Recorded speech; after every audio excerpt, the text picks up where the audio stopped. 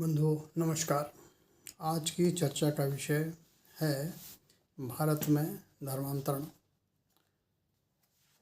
तो चर्चा प्रारंभ करने से पहले मेरा आप सबसे निवेदन है कि मैं डॉक्टर श्रीधर तदंत पांडे आप सबको अपने channel Pandey S Arvind public में स्वागत करता हूं।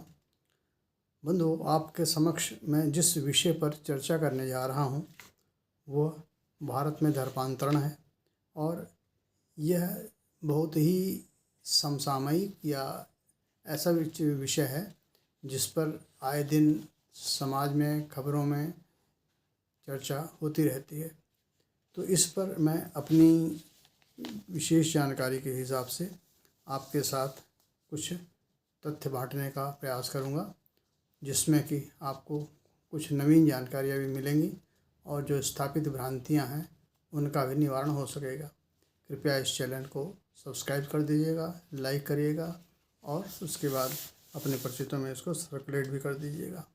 धन्यवाद। अब आगे मैं चर्चा पे आता हूँ।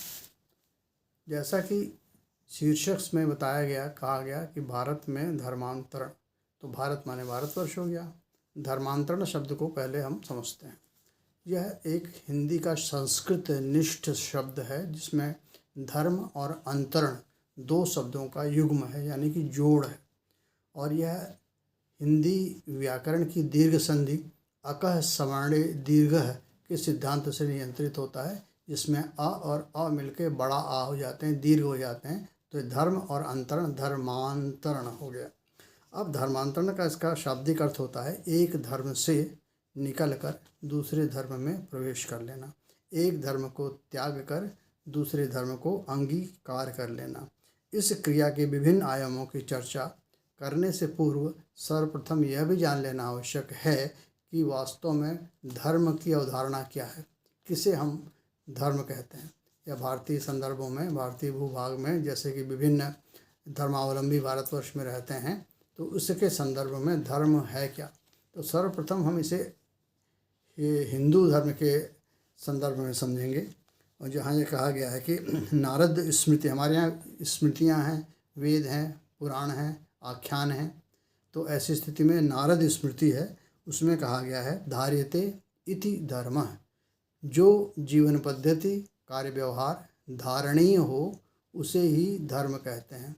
और यह धर्म जो है प्रत्येक परिस्थिति विशेष और व्यक्ति विशेष के संदर्भ में कहा जाता है। धर्म अपने आप में कोई संपूर्ण एक अवधारणा नहीं है। जैसे कहा जाएगा छात्र धर्म क्या है, पति धर्म क्या है, पत्नी धर्म क्या है, पुत्र धर्म क्या है, समाज के प्रति आपका क्या धर्म है, या जीव जंतुओं के प्रति आपका क्या धर्म है, पर्यावरण के प्रति आपका क्या धर्म है, देश के प्रति आपका क्या धर्म है। तो धर्म का मतलब होता है आइडियल और model mode of behaviour in a given circumstances और कंडीशन।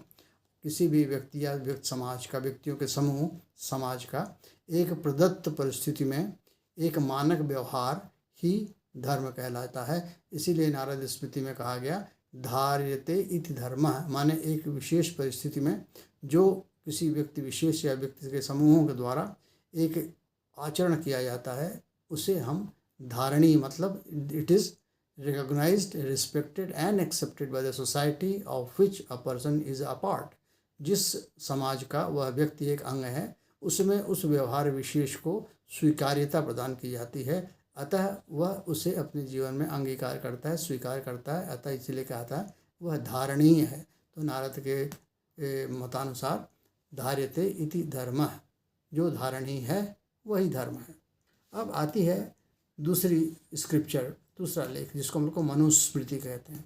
तो मनुस्मृति में भी धर्म को परिभाषित करते हुए कहा गया है कि वेदः स्मृति सदाचार स्वस्य च प्रियमात्मनः एतत् चतुर्विधम प्राहु साक्षात् धर्मस्य लक्षणम।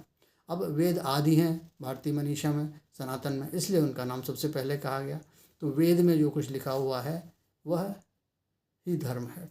दूसरा स्मृति, वेद के बाद स्मृति आता है, क्योंकि पुरातन समय में लिखने पढ़ने की व्यवस्था नहीं थी, तो ऋषि परंपरा में, आश्रमी व्यवस्था में गुरु से शिष्य सुनता था और सुन के उसको कंठस्थ कर लेता था, फिर उसे वो अगली पीढ़ी में ले आता तो इसको स्मृति कहते हैं, क्योंकि उसकी याददाश्त में जो बचा रह जाता है वह स्मृति है। तो वेद हो गए लिखित हैं, ब्रह्मा के द्वारा लिखे गए हैं, ऐसी मान्यता है सनातन हिंदू धर्म में। स्मृति जो सुना अपने महापुरुषों से, अपने गुरुओं से, उसको जो याद रखा वह स्मृति है। सदाचार, सदाचार माने is a model code of behaviour. आपने एक आदर्श और मानक रीति से अपने जीवन में व्यवहार किया, तो सद और आचार, सद माने अच्छा, आचार माने व्यवहार, तो सद और आचार को मिला के सदाचार। तो वेद है, स्मृति सदाचार है। स्वस्य च प्रियमात्मनः, व्यक्ति को, मनुष्य को एक तार्किक और बुद्धि संपन्न व्यक्ति कहा गया है।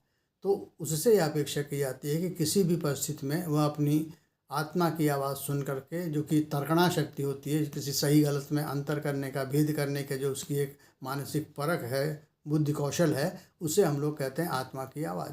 तो स्वस्य च प्रियमात्मनः, अपनी तार्किकता के आधार पर किसी वस्तु को परख के उसके गुण दोष को हम तय करते हुए जिस चीज़ को हम व्यवहार में उतारने लायक पाते हैं या जिसे हम अस्वीकार करते हैं, अपने व्यवहार में नहीं उतारे, उसको हम लोग कहते हैं स्वस्य च प्रियमात्मनः।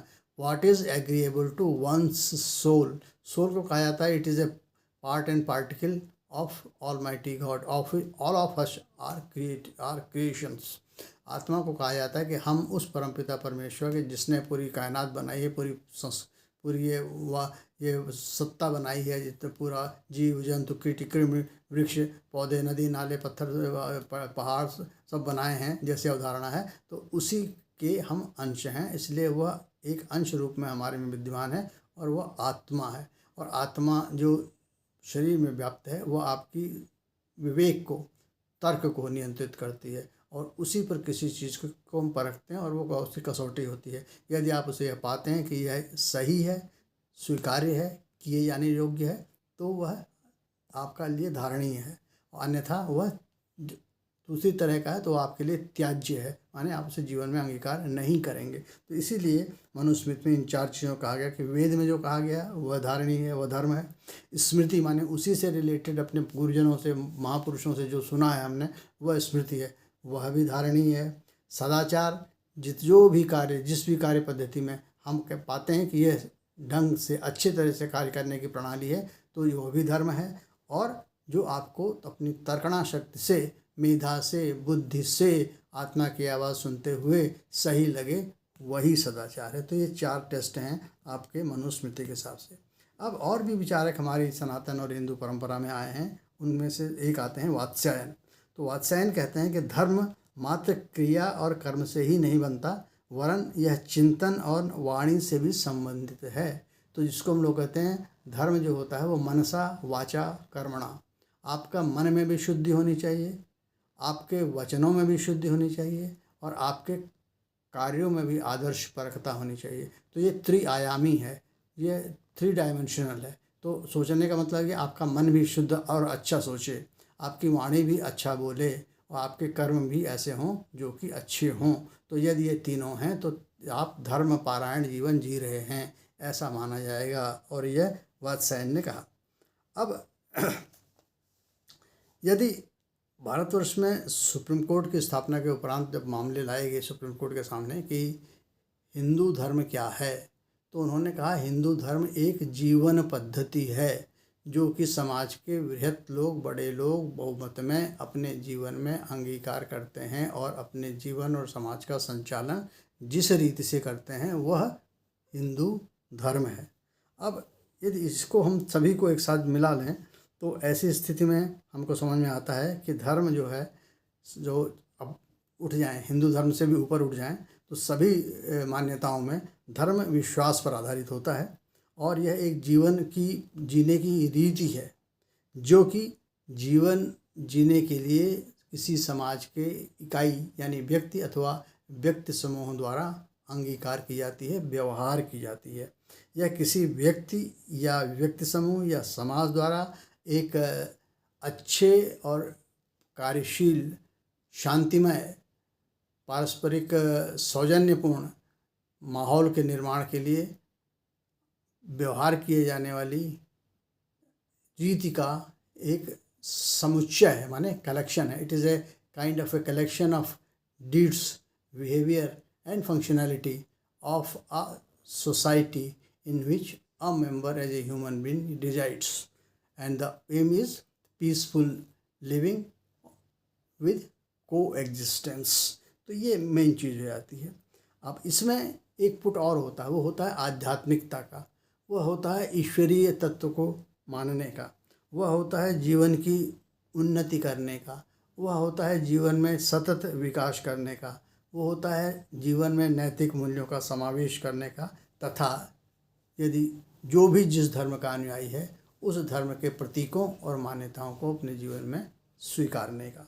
तो ये एक बड़ी परिभाषा हो गई जिसमें प्रत्येक धर्मावलंबी के मान्यता जीवन पद्धति को समाहित करते हुए कहा गया कि धर्म जरूरी नहीं कि है कि क्या होता है, धर्म एक मानक और आइडियल स्टेज ऑफ बिहेवियर है जो कि हर समाज का व्यक्ति अपने जीवन में समाज में सहृदयता के लिए, समाज में सह अस्तित्व के लिए, समाज में शांति व्यवस्था के लिए अंगीकार करता है और उसी के अनुसार अपने जीवन को चलाता है।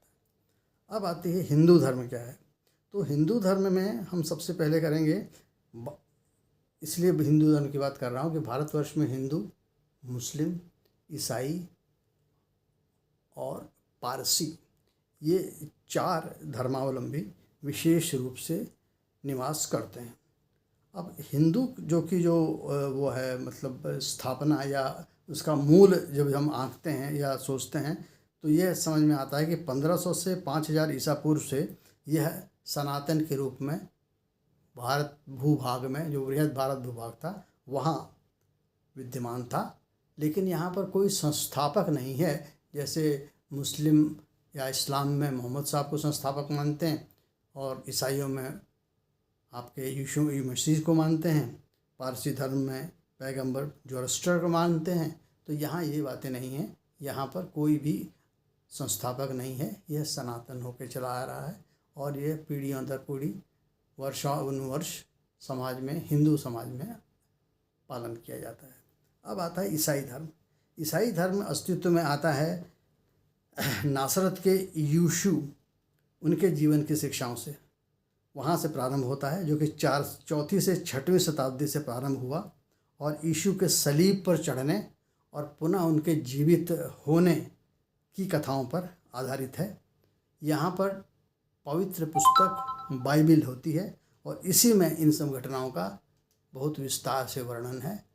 तभी इसी पुस्तक को पवित्र मानते हुए इसमें वर्णित घटनाओं का, चरित्रों का और परिस्थितियों का जो है पालन किया जाता है ईसाई धर्मावलंबियों द्वारा। अब आती है पारसी धर्म।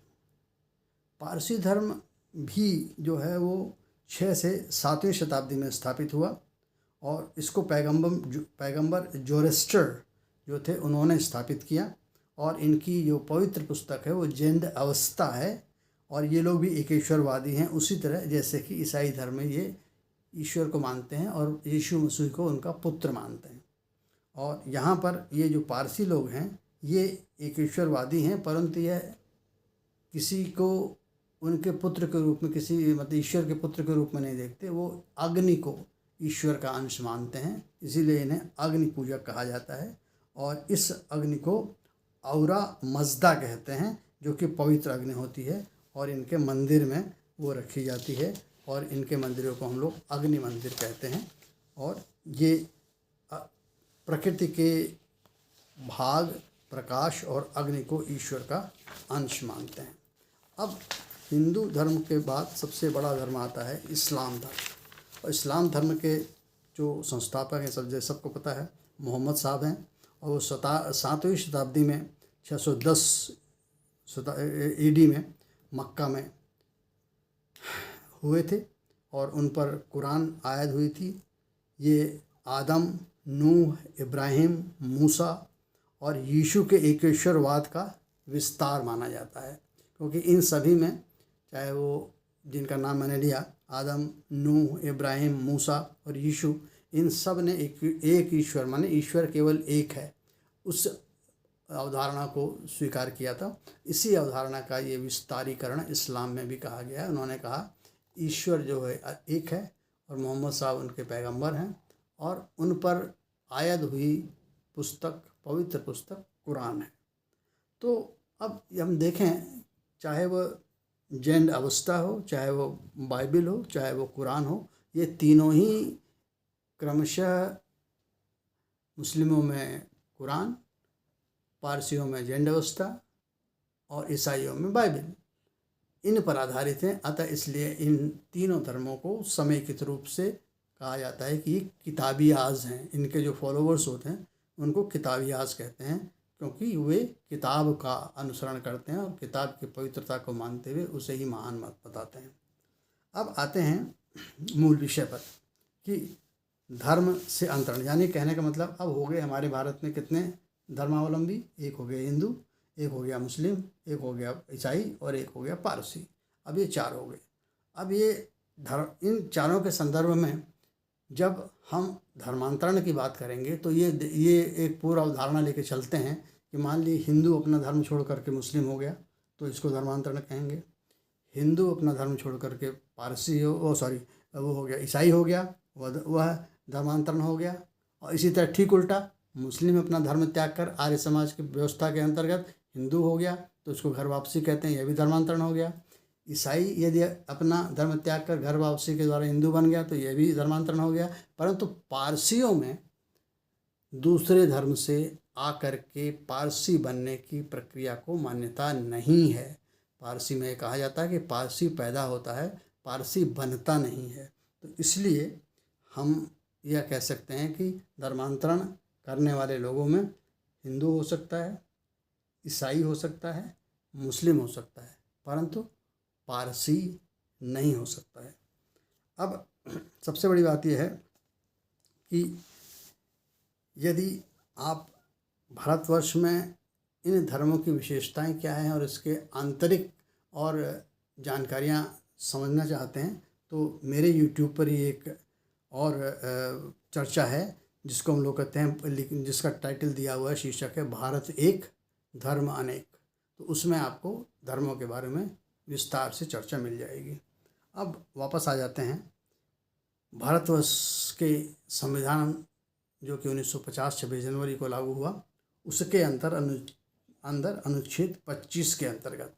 तो अनुच्छेद 25 जो कि एक मौलिक अधिकार है, उसके अंतर्गत धर्म की स्वतंत्रता प्रदान की गई है और नागरिकों को, और चाहे वो भारत के नागरिक हों अथवा गैर नागरिक हों, उन्हें यह स्वतंत्रता है कि वह अपने अंतःकरण के आधार पर अपने धर्म को अबाध रूप से मानेंगे और उसका अनुसरण करेंगे।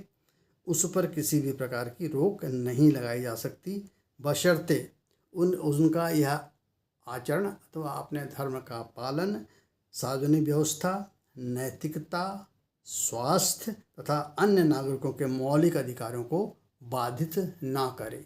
तो 25 में आपके पास मौलिक अधिकार है अपने धर्म का अनुपालन करने के लिए। अब बात आती है कि क्या अनुच्छेद 25 के अंतर्गत और भी सुविधाएं प्रदान की गई हैं? तो हाँ, बिल्कुल प्रदान की गई हैं। आर्थिक, वित्तीय, राजनीतिक तथा अन्य धर्मनिरपेक्ष गतिविधियों को विनियमित करने तथा सार्वजनिक संस्थानों को सभी वर्गों के लिए खुला रखने का प्रावधान भी अनुच्छेद 25 करता है। तो यानी कहने का मतलब है कि कोई भी इस तरह की चीज़ें जो सार्वजनिक संस्थान हैं उसमें धर्म के नाम पर कोई भी भेदभाव नहीं किया जाएगा। अनुच्छेद 14 से भी यह पोषित है और 25 में भी धर्म के नाम पर भेदभाव की मनाही की गई है। अब अंतिम बात यह आती है कि अनंतिम बात यह आती है कि किसी व्यक्ति का धर्म का निर्धारण कैसे होगा। क्योंकि कोई कहे मैं अमुक धर्म का हूँ तो मात्र उसके कह देने पर ही विश्वास कर लेने मात्र से या विश्वास कर लेने की बाध्यता हो जाएगी क्या? नहीं, ऐसा नहीं। इसके संदर्भ में कुछ प्रश्न हैं जिनका कि उत्तर प्राप्त करना आवश्यक हो जाता है। तो पहला क्या है, जो व्यक्ति कह रहा है कि मैं अमुक धर्म से हूँ या अमुक धर्म का अनुयायी हूँ, तो यह देखना होगा कि क्या वह जन्म से उस धर्म का अनुयायी है, यानी कि उसके माँ बाप भी उसी धर्म से हैं जिस धर्म में होने का वह दावा कर रहा है। दूसरा, यदि उसे अपने माँ बाप के बारे में नहीं पता है तो यदि किसी व्यक्ति ने उसका मात्र पालन पोषण किया है तो यह देखना होगा कि उस व्यक्ति का नवजात शिशु से लेकर के और उसके आगे के जीवन में किस धर्म के अनुयायी और किस धर्म की रीति द्वारा पालन पोषण हुआ। जिस धर्म के रीति और जिस धर्म के अनुयायी द्वारा पालन पोषण किया जाएगा वह व्यक्ति उसी ही धर्म का माना जाएगा। अब तीसरी बात आती है कि यदि वह वयस्क हो गया और वयस्क होने के पश्चात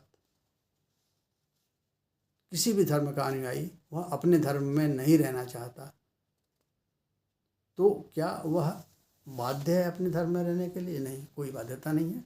वह वयस्क होने के उपरांत अपने धर्म को छोड़कर किसी भी धर्म में वह अंगीकृत किया जा सकता है या उसे वह उस धर्म को अंगीकार कर सकता है। हाँ,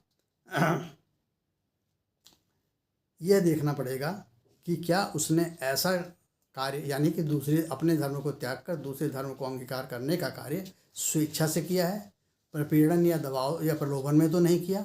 यदि उत्तर नकारात्मक है, नहीं किया, स्वेच्छा से किया, तो उसका जो है कि धर्मांतरण, एक धर्म से दूसरे धर्म में जाना, वह विधिमान्य माना जाएगा। अब यह बात आ गई कि जिस धर्म में वो पैदा हो, जिसके माता पिता जिस धर्म के हों, जिस धर्म में उसकी पालन पोषण हुआ हो, या उसने जिस धर्म को अपने मूल धर्म को छोड़ करके स्वेच्छा से अंगीकार कर लिया हो, वह उसी धर्म का माना जाएगा। अब इसमें एक प्रश्न और आती है, कुछ लोग होते हैं कहते हैं मैं ईश्वर को नहीं मानता, इसको हम लोग कहते हैं एथीस्ट, अनीश्वरवादी। लेकिन मान्यताओं के अनुसार अनीश्वरवादी होना किसी धर्म का अनुयायी होना नहीं होता है। तो ऐसी स्थिति में वह व्यक्ति जो कहता है मैं ईश्वर को नहीं मानता हूँ, ठीक है, आप नहीं मानते ईश्वर को, लेकिन यदि आपने जिस धर्म में आप पैदा हुए, जो आपके माँ बाप जिस धर्म के हैं, जिस धर्म के मानने वाले के साथ या के अनुसार आपका पालन पोषण हुआ, तो आप उसी धर्म के माने जाएंगे। अब बात आती है कि भारतवर्ष में क्या कोई अन्य रीति है जिसके अंतर्गत ये निर्धारित किया जाता है कि आप किस धर्म के हैं? तो जी हाँ, हिंदू मैरिज एक्ट 1955 में ये कहा गया है कि हिंदू कौन है। तो इसमें ये कहा गया कि हिंदू कौन है। अब हिंदू कौन के संदर्भ में जब हम बात करेंगे, क्योंकि हिंदू मैरिज एक्ट हिंदुओं पर लागू होता है, तो सबसे पहले क्या जिस व्यक्ति ने विवाह किया है या जो विवाह के पक्षकार हैं, क्या वो हिंदू हैं? इसको निर्धारित करने के लिए हिंदू मैरिज एक्ट 1955 में कहा गया है वह व्यक्ति जो कि न तो मुस्लिम है, न तो ईसाई है, न तो पारसी है, तो वह हिंदू है। तो ये बात हो गई। अब ये इसलिए ज़रूरी है कि हिंदू मैरिज एक्ट में हिंदू मैरिज की वैलिडिटी के लिए विवाह हिंदुओं के मध्य ही होना चाहिए, और धारा 5 में कुछ अन्य बातें दी गई हैं कि किनके मध्य विवाह नहीं हो सकता। तो सगोत्रियों के मध्य विवाह नहीं हो सकता, ठीक है, अपने हिंदू गैर हिंदू के मध्य हिंदू मैरिज एक्ट में विवाह नहीं हो सकता। हाँ, विपरीत धर्मावलंबी हैं तो वो स्पेशल मैरिज एक्ट में जाकर के विवाह होता है। अब मुस्लिम विधि में विवाह होता है तो वह कुरानिक विधि के हिसाब से होता है। निकाह में वहाँ भी कहा गया है कि दोनों पक्षकारों को मुसलमान होना चाहिए। तो यदि वह दूसरा पक्षकार जन्मतः मुस्लिम है तो अथवा उसे कलमा पढ़ा करके मुस्लिम विधि में परिवर्तित करा के, माने कि उसका जाति परिवर्तन कराने के पश्चात उसे मुस्लिम बनाया जाएगा, तब फिर दोनों मुस्लिम पक्षकार मुस्लिम होंगे, तब फिर उसकी शादी होगी। तो यह धर्म परिवर्तन के से हो सकता है। अन्यथा सामान्यतः मुस्लिमों का विवाह मुस्लिमों में ही होता है, ईसाइयों का विवाह ईसाइयों में ही होता है, और पारसियों का विवाह भी पारसियों में ही होता है। यहाँ पर यह ध्यान देने योग्य बात है, जैसे कि पहले भी बताया गया कि हिंदू का अर्थ होता है हिंदू, बौद्ध, जैन, सिख, ये सभी आपके हिंदू आते हैं। मुस्लिम जब हम कहते हैं तो मुस्लिम में शिया और सुन्नी दोनों ही मुस्लिम माने जाते हैं विवाह के संदर्भ में। और इसी प्रकार से कैथोलिक और प्रोटेस्टेंट्स जो होते हैं वो भी इसी तरह से माने जाते हैं, ईसाई। परंतु मुस्लिमों में रूढ़ मान्यता अनुसार शिया पुरुष सुन्नी स्त्री के मध्य विवाह वैध होता है। शिया पुरुष और सुन्नी स्त्री ये वैलिड मैरिज है, परंतु सुन्नी पुरुष शिया स्त्री के विवाह करे तो इसे अनुचित मानते हैं। मैं पीछे फिर स्पष्ट कर देता हूँ। सुन्नी पुरुष शिया स्त्री के साथ विवाह करेगा, सुन्नी पुरुष शिया स्त्री के साथ विवाह करेगा तो यह अनुचित है, इसको हम कहते हैं unapproved form of marriage. But शिया पुरुष सुन्नी स्त्री से विवाह करेगा तो ये अप्रूव्ड फॉर्म ऑफ मैरिज है। लेकिन आज की तारीख में इतनी बारीकी से कोई नहीं देखता, यह भेद लगभग समाप्त प्राय हो गया। ये वॉइड नहीं है, ये अनअप्रूव्ड फॉर्म ऑफ मैरिज है, इसलिए ये हो गया। अच्छा, कैथलिक प्रोटेस्टेंट्स में ये बिशप जो होते हैं उनसे छूट ली जा सकती है कि यदि आप कैथलिक प्रोटेस्टेंट में शादी कर रहा है या प्रोटेस्टेंट कैथलिक में शादी कर रहा है तो उनके बिशप से, जो फादर होते हैं, उनकी परमिशन से ऐसी विवाह हो सकते हैं। परंतु यदि धर्म का विभिन्नता है, हिंदू मुस्लिम से करे, मुस्लिम ईसाई से करे, ईसाई पारसी से करे, इत्यादि इत्यादि, तो ऐसी स्थिति में फिर स्पेशल मैरिज एक्ट 1954 जो है उसमें ऐसे विजातीय विवाहों को व्यवस्था प्रदान की गई है और वहाँ वो लोग शादी कर सकते हैं और उसके अंतर्गत की गई विवाह वैध होते हैं, क्योंकि वह न्यायालय की देखरेख में होते हैं और मैरिज रजिस्ट्रार उन शादियों को संपन्न कराता है और विवाह का जो है वह प्रमाण पत्र निर्गत करता है। तो ये स्पेशल मैरिज एक्ट के अंतर्गत शादियाँ होती हैं। फिर वहाँ जाति और उपवर्ग की विभिन्नता का कोई मतलब नहीं रह जाता, परंतु जो परंपरागत धर्म के अंतर्गत, मान्यताओं के अंतर्गत की जाने वाली विवाह हैं उसमें जाति का बंधन माना जाता है।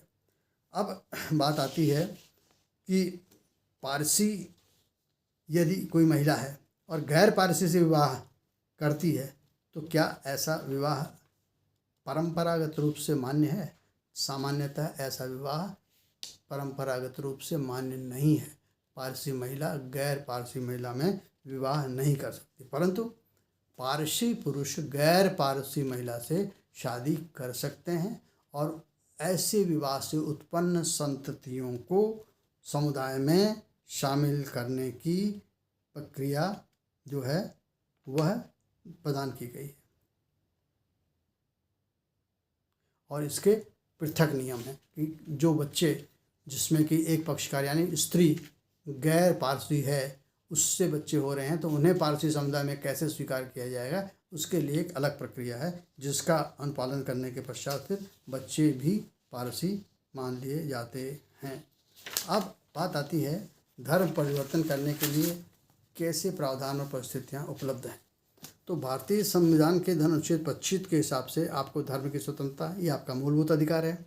आप चाहें जिस धर्म में पैदा हुए उसी में बने रहें या अपने धर्म को त्याग कर दूसरे धर्म में चले जाएं, परंतु इसके लिए आपको स्वतंत्र सहमति से ऐसा कार्य करना चाहिए। आपको वयस्क होना चाहिए और आपके ऊपर कोई भी भ्रम, दबाव, प्रपीड़न, लालच इत्यादि का प्रयोग नहीं किया जाता है। तो ये देखी जाती है। पारसी धर्म में धर्म परिवर्तन का प्रावधान ही नहीं है, वहाँ पर आप धर्म परिवर्तन कर ही नहीं सकते। और रह गई इस्लाम में, तो इस्लाम में इस दूसरे धर्म में जा सकते हैं, ईसाइयत में आप जा सकते हैं और हिंदू धर्म में भी आप दूसरे धर्मों में जा सकते हैं। इसको मैंने पहले ही कह दिया था। अब इस्लाम कैसे स्वीकार किया जाता है, क्योंकि इस्लाम जो है वो एकेश्वरवाद है। ईसाईकरण भी करने में भी एकेश्वरवाद को मानना होगा और इसी तरह से आपका जो पारसी बनते नहीं हैं तो इसलिए दो ही चीज़ रह जाते हैं, जो इस्लाम और ईसाईकरण। तो इस्लाम में क्या होता है कि इस्लाम में कोई गैर इस्लामी प्रवेश लेना चाहता है, अब मुस्लिम बनना चाहता है, तो उसे यह मानना पड़ेगा कि अल्लाह एक है और उससे कलमा पढ़ना पड़ेगा। वो कलमा कहता है कि या इलाहा लिल्लाह मुहम्मद रसूलुल्लाह, यानी कि अल्लाह सबसे बड़ा है और मोहम्मद उसके रसूल हैं। कुरान मुक़द्दस पवित्र पुस्तक है और मैं 5 बार नमाज़ पढ़ूँगा, ज़कात दूँगा, रोज़ा रखूँगा और जीवन में कम से कम एक बार मैं हज करने जाऊँगा और उपासना स्थल मेरा मस्जिद है और मौलवी कलमा पढ़ाता है। और इतना होने के पश्चात गैर धर्म का व्यक्ति मुस्लिम बन जाता है। ईसाईकरण में क्या होता है, ईसाईकरण में बपतिस्मा होता है और यीशु के पुत्र को भगवान माना जाता है और बाइबल को साक्षी मान करके फादर जो होता है वह आपको ईसाई धर्म में स्वीकार करता है, अंगीकार करता है और फिर पवित्र भोज दिया जाता है और कुछ धार्मिक परंपराएं निभा करके विधर्म दूसरे धर्म का आदमी ईसाई धर्म में अंगीकार कर लिया जाता है। इसी प्रकार से आर्य समाज ने भी यह देखा कि कतिपय परिस्थितियों में चाहे वह दबाव हो, चाहे वह डर हो, भय हो, प्रलोभन हो, इसके आधार पर हिंदू जाति के लोगों को दूसरे धर्मों में परिवर्तित किया गया। परंतु जब उनसे मिला गया, उनको समझाया गया, तो उन्होंने अपनी गलती का एहसास करते हुए इच्छा जाहिर की कि हम पुनः अपने हिंदू धर्म में वापस आना चाहते हैं।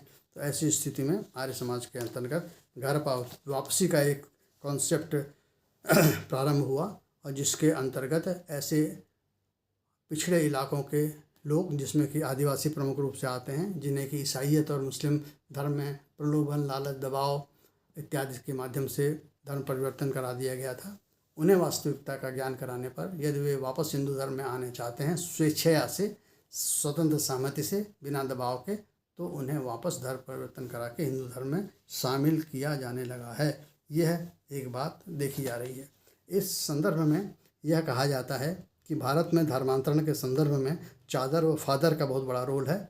चादर मतलब मजार पे चादर चढ़ाइए और एक भ्रम फैलाइए, और उसके पश्चात उन बेचारे भोले भाले ग्रामीणों को मुस्लिम धर्म के प्रति आस्था जागृत कर दीजिए। और फादर का मतलब है कि कोई भी फादर एक चंगाई सभा करते हैं, माने वहाँ रोगियों को, परेशानों को, पीड़ितों को बुलाते हैं और उन पर ऐसा भ्रमजाल फैलाते हैं कि हमारे यीशु की कृपा से तुम ठीक हो गए।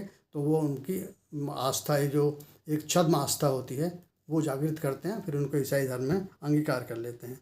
तो इन दो चीज़ों के माध्यम से बिना कम पढ़े लिखे, पिछड़े, समाज से कटे हुए वनवासी लोगों को बहुत ज़्यादा धर्म परिवर्तन का शिकार होना पड़ा। इस धर्म परिवर्तन से निकालने के लिए हिंदू लोगों ने फिर घर वापसी का एक कार्यक्रम चलाया, जिसमें कि उन्हें कन्विंस करके स्वेच्छया पुनः हिंदू समाज में स्वीकार कर लिया गया। अब रह गई बात धर्म परिवर्तन निरोधी प्रावधान। जैसा कि मैंने चर्चा में बताया कि ये जो ईसाई मिशनरी हैं और मुस्लिम लोग, इन अल्प विकसित समाज से कटे हुए गरीब लोगों, वंचित आदिवासी लोगों को धर्म परिवर्तन के माध्यम से अपने मोहपाश में या जाल में फंसा रहे हैं और उनके धर्म का परिवर्तन करा रहे हैं। तो भारत में तो इस प्रकार का कोई केंद्रीय विधान है नहीं कि आपको धर्म परिवर्तन को रोकने के लिए या दंडित किए जाने के लिए कोई व्यवस्था हो, परंतु यह स्थिति भयावह हो चुकी है। इसलिए इससे निजात पाने के लिए कुछ राज्यों ने अपने राज्यों में राज्य स्तर पर इस प्रकार के विधान बनाए हैं, जिसमें कि उत्तर प्रदेश, मध्य प्रदेश, गुजरात, हिमाचल प्रदेश, उड़ीसा, छत्तीसगढ़, झारखंड, गुजरात, अरुणाचल प्रदेश में ऐसे धर्म परिवर्तन को, जो कि दबाव, प्रपीड़न, डर, भ्रम, लोभ, लालच, विवाह का लालच इत्यादि देकर के किया गया है, उसे अब मना कर दिया गया है। और राज्यों में यदि धर्म परिवर्तन किसी को करना है या कराना है तो उसे पहले शासन की पूर्व अनुमति लेनी होगी, और यदि ऐसा नहीं किया जाता तो कराया गया धर्म परिवर्तन अपराध की श्रेणी में आएगा और करने वाला व्यक्ति दंड का भागी होगा। ये बात कही गई है। अब उत्तर प्रदेश की ही बात लेते हैं तो उत्तर प्रदेश ने prohibition of unlawful conversion of religion act 2021 बनाया, जिसके अंतर्गत यह कहा गया कि हम धर्म परिवर्तन जो अनुमन्य सीमा से परे रीत से किया गया है वह दंडनीय है।